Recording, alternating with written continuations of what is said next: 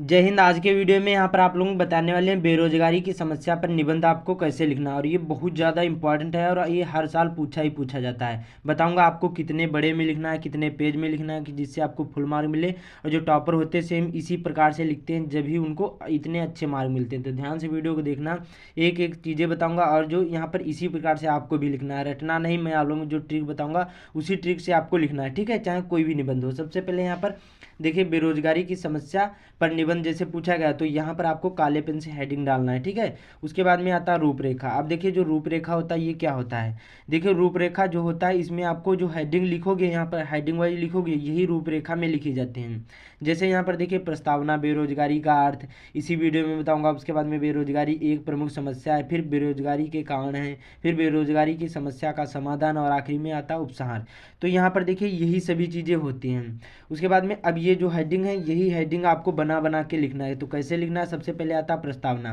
प्रस्तावना का मतलब होता है किसी यहाँ पर के बारे में, किसी कोई भी निबंध हो उसके बारे में आपको परिचय देना कि वो निबंध कौन सा है। तो यहाँ पर देखिए कैसे इसमें लिखना है कि बेरोजगारी की समस्या हमारे देश की यहाँ पर एक प्रमुख समस्या है। जो बेरोजगारी है ये हमारे देश की एक प्रमुख समस्या है। आजकल जो पढ़े लिखे युवक भी क्या है, बेरोजगार कारण परेशान है। उसके बाद में लोगों ने अपने जो परंपरागत जाति व्यवसाय छोड़ दिए हैं।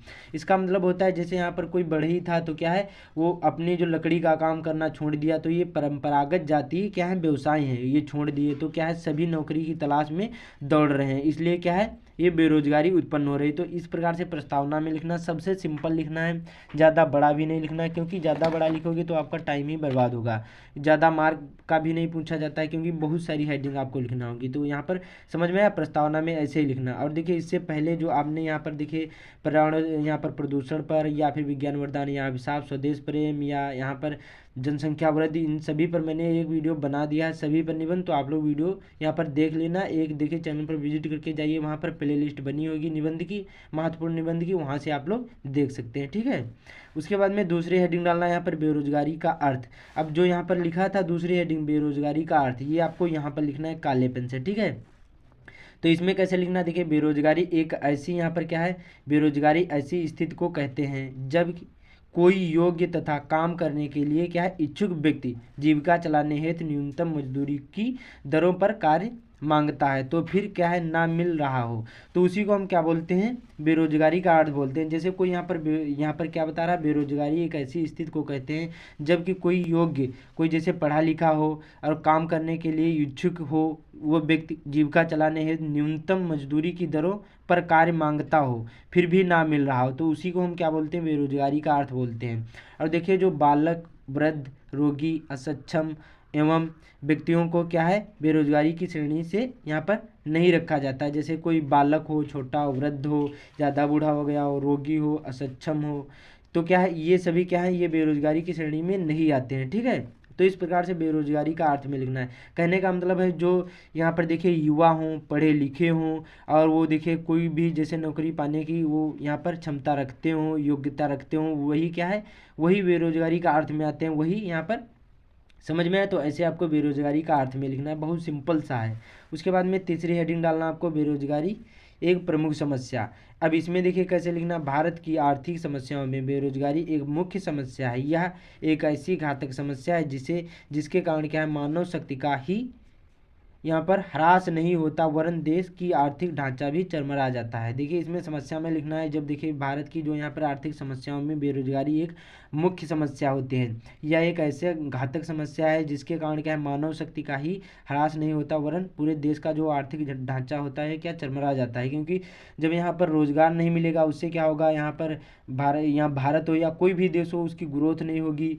तो क्या है, वो आर्थिक ढांचा जो होगा वो चरमरा जाएगा। तो इस प्रकार से आपको बेरोजगारी की एक प्रमुख समस्या में लिखना है, ठीक है।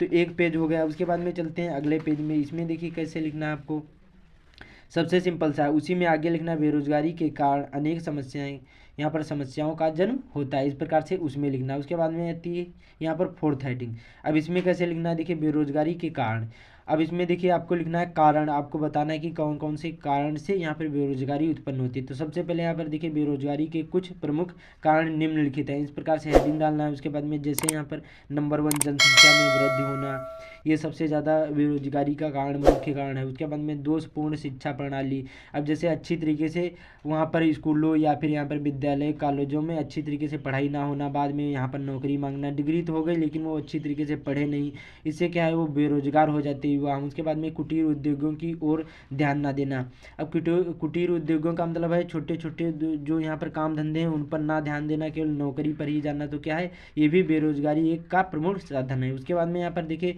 औद्योगिकी, यहाँ पर जो औद्योगिकीकरण होता है इसके क्या है धीमी यहाँ पर होना, धीमी प्रक्रिया। अब इसका कहने का मतलब है जो औद्योगिकीकरण है इसमें धीमी प्रक्रिया होना, उसमें कम नौकरी लेना, जो प्राइवेट सेक्टर है, तो इसी को हम क्या बोलते हैं, यही मुख्य कारण होते हैं। उसके बाद में यहाँ पर कृषि का पिछड़ापन, उसके बाद में कुशल एवं प्रशिक्षित व्यक्तियों की कमी। अब देखिए जब कुशल एवं प्रशिक्षित व्यक्ति नहीं होंगे तो बेरोजगारी उत्पन्न होगी, क्योंकि वो अच्छी तरीके से पढ़े नहीं। मेन चीज़ होती है पढ़ाई, जब तक अच्छी तरीके से पढ़ोगे नहीं तब तक आपको, जब कोई चीज़ के बारे में नॉलेज नहीं होगा तो आप लोग बेरोजगार ही होगे। उसके बाद में और जाति प्रथा, बाल विवाह, विधवा विवाह निषेध आदि बेरोजगारी के प्रमुख कारण हैं। इस प्रकार से आपको हेडिंग आपको लिख देना है नीले पेन से, ठीक है। उसके बाद में आता है यहाँ पर फोर्थ, सबसे ज़्यादा इंपॉर्टेंट क्या है, बेरोजगारी की समस्या का समाधान।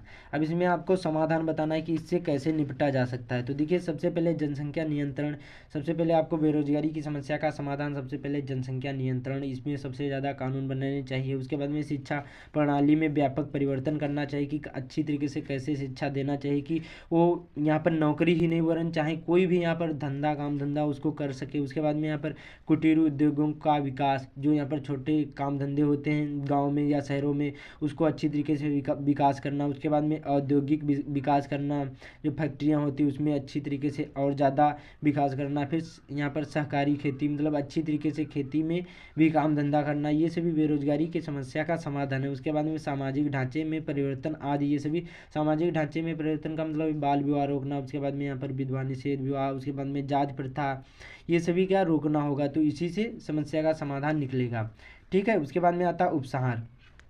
अब देखिए 3 चीज़ें समझ लो, सबसे ज़्यादा इंपॉर्टेंट 3 ही चीज़ें होती हैं। क्या क्या होता है, देखिए सबसे पहले आता है प्रस्तावना। क्या आता है प्रस्तावना, मेन 3 ही चीज़ें आपको समझना, कोई भी निबंध होगा बड़ी आसानी से लिख पाओगे। प्रस्तावना आता है, मध्य भाग आता है, उसके बाद में आता है यहाँ पर उपसंहार। ये जो 3 चीज़ें सही कर लिए तो समझ लो आपका बहुत ही अच्छा निबंध माना जाएगा। प्रस्तावना में आपको परिचय देना होगा, किसी के बारे में बताना होगा। मध्य भाग में यहाँ पर जैसे देखिए बेरोजगारी के कारण और समस्या का समाधान और बेरोजगारी का अर्थ, ये सभी मध्य भाग में आते हैं। उसके बाद में आता है उपसंहार, ये देखिए जो निबंध होता है ये आखिरी होता है निबंध का। तो मेन यही चीज़ें होती है, ये तीनों चीज़ें अच्छी तरीके से आप लोग लिख पाओगे और हेडिंग ही वाइज आपको लिखना है। जब भी निबंध लिखोगे आपका अच्छा निबंध माना जाएगा, ठीक है। तो इसी प्रकार से 3 चीज़ें ध्यान रखना, मध्य भाग में कारण निवारण समस्या हानि लाभ, ये सभी मध्य भाग में आते हैं, हेडिंग डालकर लिख देना। कोई भी निबंध हो उपसंहार आखिरी में लिखा जाता है। उपसंहार का मतलब होता है निष्कर्ष, कंक्लूजन, आप इसके बारे में क्या सोचते हैं, आपका अपना मत देना होता है, या फिर जो यहाँ पर निष्कर्ष क्या निकल रहा है वो आपको बताना होता है। तो चिट्ठी हेडिंग डालकर उपसंहार कैसे लिखना, हमारे देश की सरकार को बेरोजगारी की समस्या के समाधान की अच्छे से प्रयत्न करना होगा। उसके बाद में हमारे देश में कुछ यहाँ पर संसाधन उपलब्ध हैं, उनका उपयोग करके भी इसका समाधान खोजा जा सकता है और बेरोजगारी को दूर करके देश का आर्थिक विकास किया जा सकता है। तो इस प्रकार से आपको लिखना है। तो देखिए चाहे आप लोग 10th या 9th या 11th किसी भी क्लास में, जैसे आपको जो 9 नंबर का पूछा जाए तो आप लोग कम से कम इतना बड़ा लिखना है, और जैसे 7 नंबर का पूछा जाए तो इससे देखिए यहाँ पर 1-2 लाइन कम भी लिख सकते हो तो चलेगा। आपको कम से कम आपको 1.5 पेज में लिखना है निबंध, एक भी नंबर नहीं कटेंगे। तो उम्मीद करता हूँ आप लोगों को समझ में आ गया होगा। ऐसे ही आपको बोर्ड एग्जाम में लिखना है, पूरे के पूरे अंक मिलेंगे। तो इस वीडियो को ज़्यादा से ज़्यादा शेयर कर देना, बाकी चैनल पर पहली बार आए चैनल को सब्सक्राइब भी कर देना। तो मिलते हैं अगले वीडियो में।